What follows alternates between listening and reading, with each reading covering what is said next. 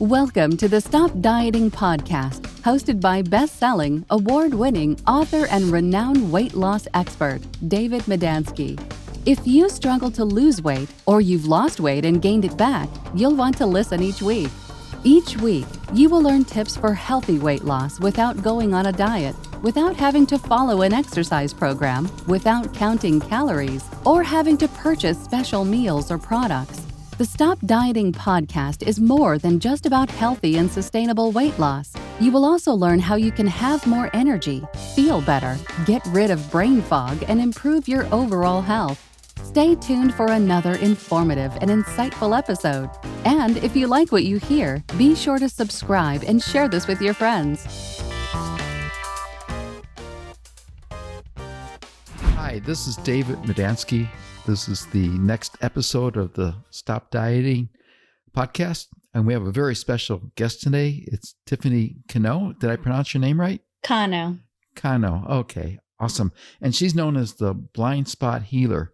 So, Tiffany, explain to the audience why you're known as the blind spot healer. I see and heal what is in your subconscious mind underneath the surface that's blocking you from greater health, prosperity and abundance, more loving relationships, a stronger spiritual connection. So for every 100 to 200 conscious thoughts we have, like, oh, I want to be healthy, I want to be skinny, then there's 11 million subconscious thoughts that are saying, I'm not worthy, I'm not deserving, or there's some old wound, old trauma that is blocking you from that goal. And so I go in and I help people see it and clear out whatever's in the way. That's awesome. Tell us a little bit about your background too. Sure. I've been seeing clairvoyantly and healing since I was a small kid. I've actually been getting paid for it since I was 8 years young. I started charging $1 for 10 minutes and definitely raised my rates over the years. So I've been healing for a long, long time. I've been teaching transformation workshops for over 25 years. I have one-on-one clients where I'm talking to them over the phone or doing distant healings. I have group programs. I'm also the host of Soul of an Empath podcast and the Knowing You show. So I've got lots of fun things in the hopper and ways that I help and contribute to people. So as a clairvoyant, why did you get into the business of healing people and helping people? It's just something that I've always known how to do, and that it was my driving force. There was never really a question about doing something different. I mean, maybe when I was 5 and I thought I wanted to be a veterinarian because I loved puppies and animals, but it was still around healing, helping in that capacity. And you have a podcast. Could you repeat the name of the podcast for the audience? Sure. Soul of an Empath. And you can catch all the episodes at soulofanempath.com. And I've got lots of great guests. David is going to be one of them as well. And we are going strong with that. So I love it. What did you find as one of the most challenging things with a client? You mean what is challenging in their life? Yes. Okay. It really depends. I mean, I've literally done thousands of sessions over the years. So it's mostly people who want to up level personally or professionally. And they're already doing consciousness work. They're already doing some sort of transformation path, but they're not yet getting the results that they want. So maybe they have some health problems that they haven't yet been able to heal, or they're looking to grow their finances or build confidence so that they can create active, passive, or multiple streams of income. And some people, their heart is broken and sometimes they don't even know that their heart is still broken from 20 years ago. And that's the thing that's affecting their health. That's very interesting. I was doing some research for my books, and one of the things I learned was that 80% of our thoughts are negative. And I always ask people, imagine how your life would be if you can reverse that and make 80% of your thoughts positive. And you were talking about that earlier, where a lot of our thoughts are negative compared to the positive thoughts. Yeah. So we might have a conscious thought of that's really positive, empowering. I want to be well. I want to be filled with, or I am filled with health and vitality, or some other positive type of mantra, that you're trying to embody. But when you go deeper and even deeper than that, what's the low volume, subconscious whisper / noise that's actually creating a disruption to the goal that you have? And so you get to the underlying issues then. I do my best to help people who are open, receptive, ready to do that deep dive and inner work to reveal it and heal it. And a lot of times it's even started from childhood. Something happened early in their life, and it doesn't even have to be a big trauma. It could be something smaller, like mommy or daddy yelled at you because you made a mess with your toys, or you broke something. And the act of them yelling at you or spanking you or doing something aggressive in that manner may have created a belief that you're unlovable, that mommy or daddy doesn't like you, doesn't love you, or a belief about not feeling safe or not feeling like you belong in that family. And those kinds of subconscious beliefs then turn into the stories that we live by, the questions that we live by. And it's really overwhelming if I'm on all the time hearing everybody's stories and all this mental chatter. So I only do it when I'm in session. Otherwise, it's too loud to hear everybody. Yeah. It's like being in a stadium with everybody talking, And you can hear all their conversations at the same time. Yeah. Yes. Wow. When I was little, I didn't know how to turn it off, and it totally overwhelmed me. It wasn't until my 20s, mid-20s really, that I started to learn how to turn it off and on at will and turn the volume up or down. Wow. Well, I know when I talk to people and I explain to them what I call the 9 golden rules of weight loss for people who love to eat, people always say, well, that's simple. I know that. And my question is, you know that, and you know what to do. Are you doing it? And most people say no. So I guess that's where you could help people, is find out why they know what to do, but they're not doing it. Yes. And sometimes it's because at a deeper level, they're punishing themselves, or they don't feel worthy and deserving, or maybe they're afraid of change, afraid that if they get skinny, something bad will happen, or they'll get their heart broken again, or there's usually something deeper. And then after you've cleared that out significantly, there's still the next step, which is creating and implementing that healthy habit, because habits dictate our lives. Our whole lives or habit driven, wake up, brush your teeth, take a shower, right? So you have to be willing to wrestle with at times the old habit and say, no, I'm about change. I'm about creating the life that I want. I'm creating the health that I want and deserve. And I'm going to do whatever it takes to get it done, including saying no to that ice cream and yes to the salad or whatever is the dialogue is about, right? Exactly. Something healthy. Yeah, that's the thing is we all make choices and we all control what we put into our own mouths and eat.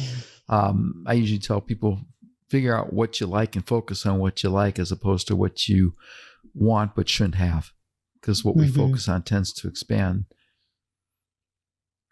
Yes. You also do work with teaching people about having a healthy space and boundaries. Can you describe that a little bit more? Sure. So we have multiple types of spaces, and these spaces are your sense of self. So we have a physical space, like this is your body.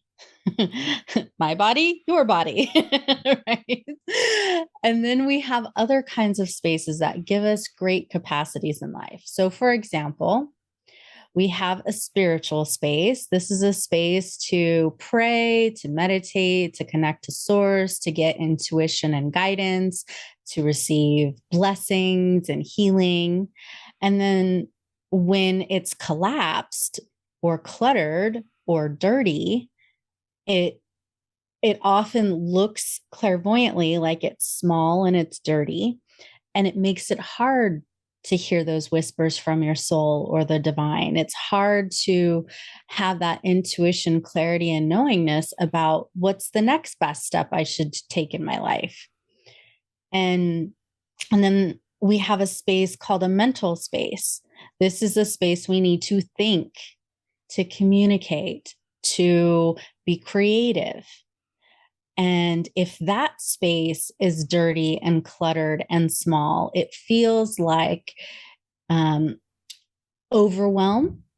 And oftentimes I'll hear myself, thankfully, I don't do this very much now, but when I was learning about spaces, I would hear myself thinking or saying words like, I just can't think about that right now. I can't think about another thing for my to-do list, or I can't take on one more thing.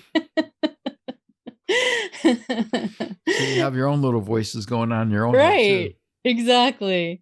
And our emotional space is the space that we need to be with and process our emotions, or to even be in a conversation with somebody else who has their emotional story that they're sharing in the moment, good or bad, right?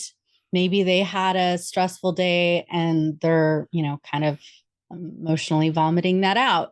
Well, if you don't have healthy energetic boundaries and a clean energetic space, then the tendency is to soak up that person's stress or negativity or whatever it is that they were just talking about, or whatever environment that you were just in, and soak it up. And then it makes it easy to get triggered, to feel stress, to feel anxiety, to feel fear. And it diminishes your capacity. And so we have all these different types of spaces, and those are just a handful. There's more. Like I teach a whole program on this, and one more space that I think is important for the group: life space. This is a space that contains all the other spaces. We have to have a big enough life space to include all of our priorities, all of our health and fitness goals, all of the new habits that we want to adopt or integrate into our life.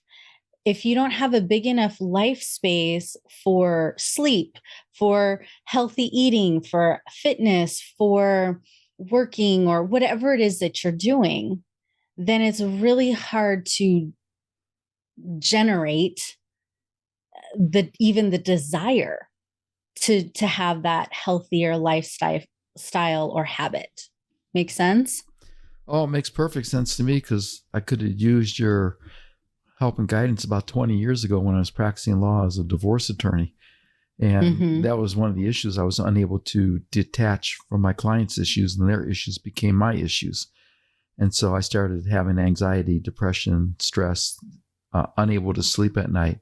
And that's one of the reasons I had to leave the practice of law, is not being able to detach from the client's issues. So I understand about, keeping that space and the boundaries, because if we don't, then we let the negative energy of other people in when we need to be protective.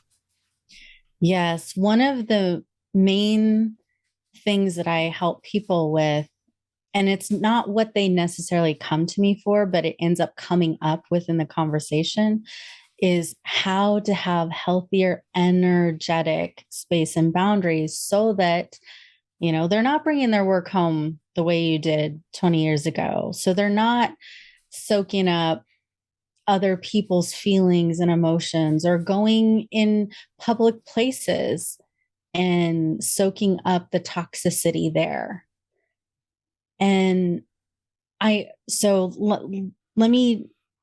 me transition to what that could look like in terms of health. So if someone has a habit of soaking up other people's negativity, and it can be on a completely subconscious level. I don't think people wake up and say, "Oh, I want to be a sponge today." They don't, right? But there's some subconscious desire to have compassion or relate or connect. And in the process of that, if they don't have those healthy boundaries, then they can soak up that negativity.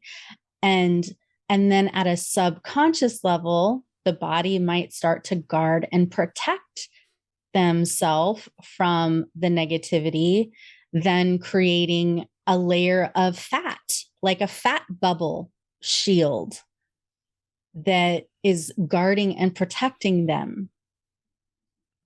Exactly. And And so when you can have the energetic boundaries and have a little powwow, talk to your subconscious, talk to your body and say, "Okay, thank you so much for protecting me.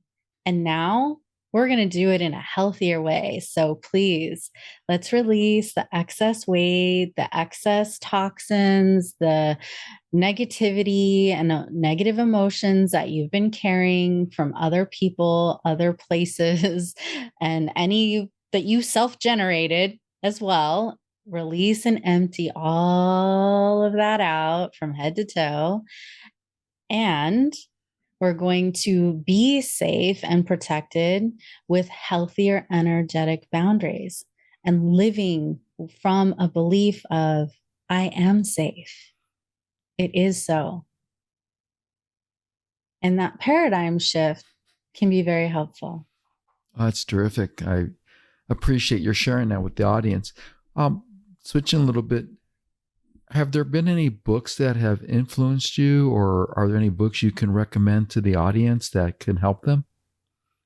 Most of the books that I read are spiritual in nature, not necessarily about these specific things that I was talking about, but I'm mostly inspired by books written by Paramahansa Yogananda, Master Choa Kok Sui, and those are all spiritually based books. I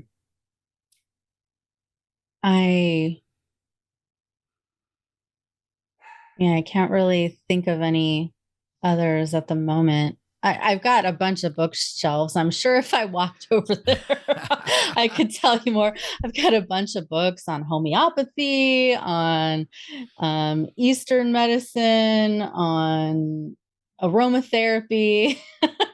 So it just kind of depends on what the interest is. And you do things with essential oils also, correct? I do. Yes, for people who have them, who have essential oils or are willing to purchase them, I have different recipes, so to speak, of how to apply them to your body while we're in session.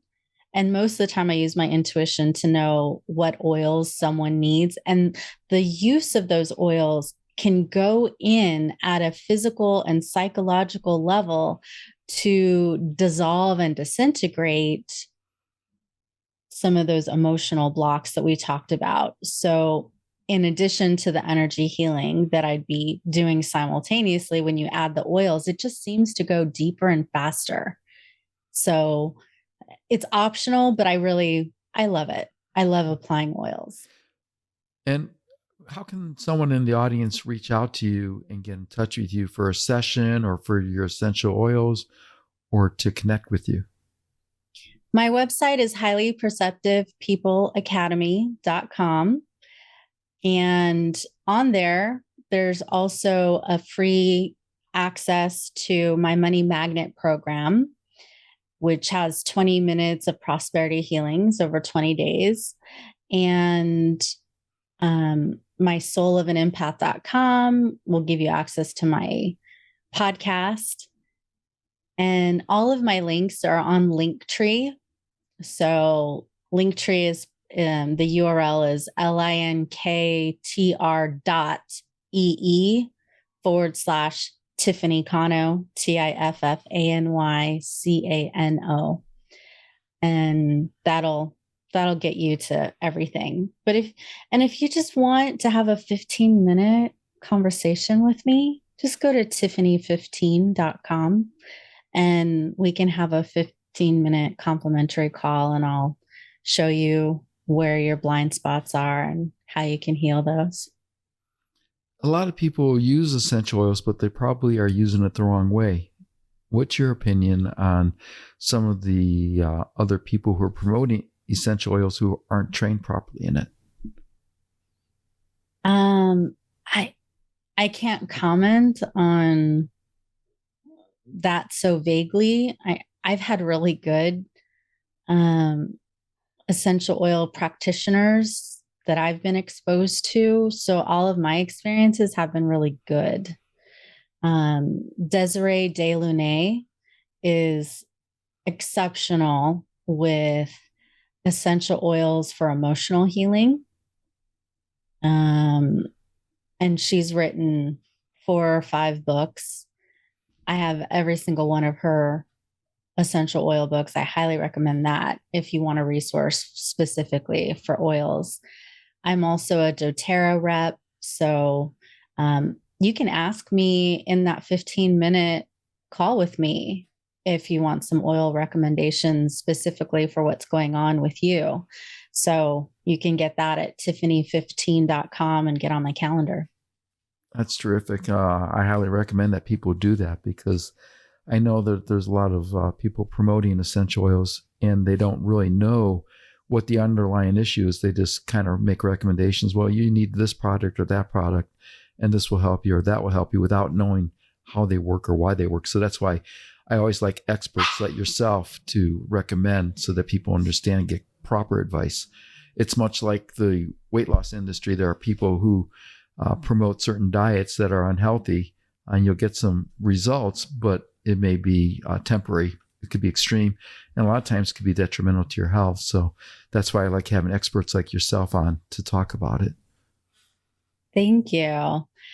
I do think it's important to use intuition and discernment. And that goes for any practitioner that you're going to work with in any field.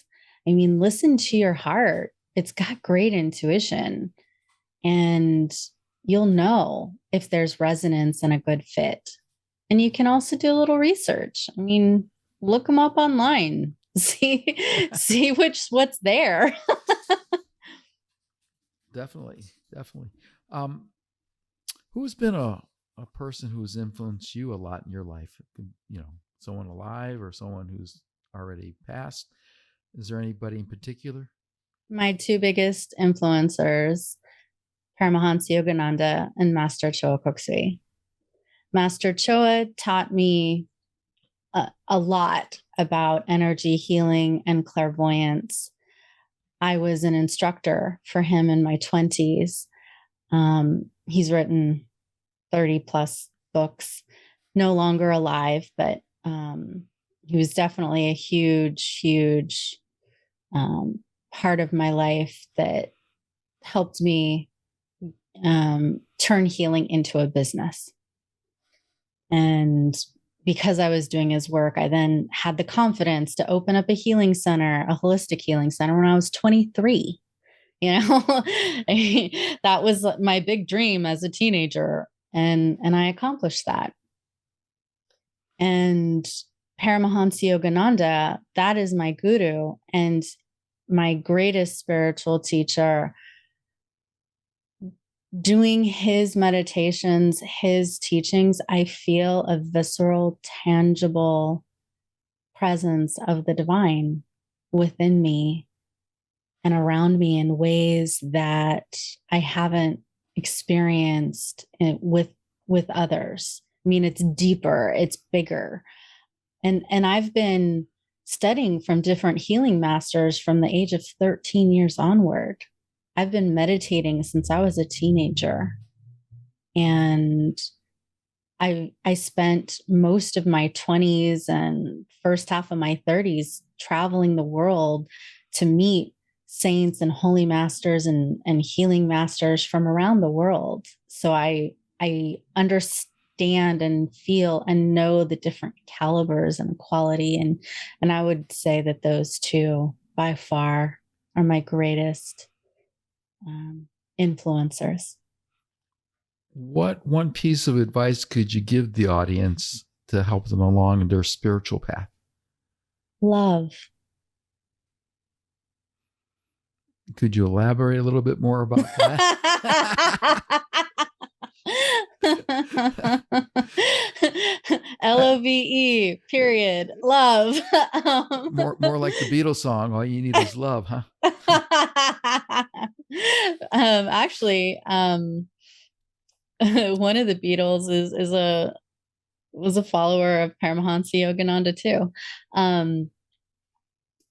And let's see. So with love, I think when we can let ourselves be vulnerable enough to feel love and to cultivate love within ourselves and express love and speak from our heart space, that makes such a difference. Most people these days speak from their head. So I'm going to give you an example. My name is Tiffany Cano. I live in California. Like, that's a head voice, right? A heart voice is, my name is Tiffany Cano. I live in California. It's beautiful here. Right? There's something about living from your heart space. And when your heart is nice and open and activated, more spiritual energy and intuition and blessings and healing naturally happen. It's like all your cells in your body get to have a smile emoji when you're living in your heart space. And it's magnetic. It's attractive. So you end up living at a higher vibration and attracting people who are at a higher vibration. And when you're loving yourself, it takes away that negative self-talk, like it transmutes it, which can help you to be healthier physically and psychologically. And whenever I'm interacting with people, I like to acknowledge the spiritual essence of who they are mentally. I'm not, namasteing everyone that I'm talking to verbally, but mentally, I'm just being a being of love and acknowledging them as a spiritual being of love. Yeah, I understand what you're saying. Yeah, a lot. There's the saying, healthy mind, body, and spirit. Maybe it should be reversed and say healthy spirit, mind, and body. That would be a really good priority, in my opinion. No, I agree with you. I mean, a lot of people have it reversed. They think if they have a healthy body, they'll have a healthy spirit and a healthy mind. And sometimes it's better to have the healthy spirit and the healthy mind, and that gets you your healthy body, because it's all about mindset and emotions and psychological and everything. So we're coming near to the end of the session, and this has been fascinating. How can people reach out to you again? If you want to book a session, go to tiffany15.com. And my website is highlyperceptivepeopleacademy.com. Well, this has been a great session with you, Tiffany. I appreciate your being a guest today, and I look forward to working with you and staying connected with you. Thank you so much. Thanks for listening to the Stop Dieting podcast. Remember to like and subscribe so you won't miss a single episode to get more healthy eating and lifestyle tips. Motivate and inspire others to be healthy by sharing with your friends.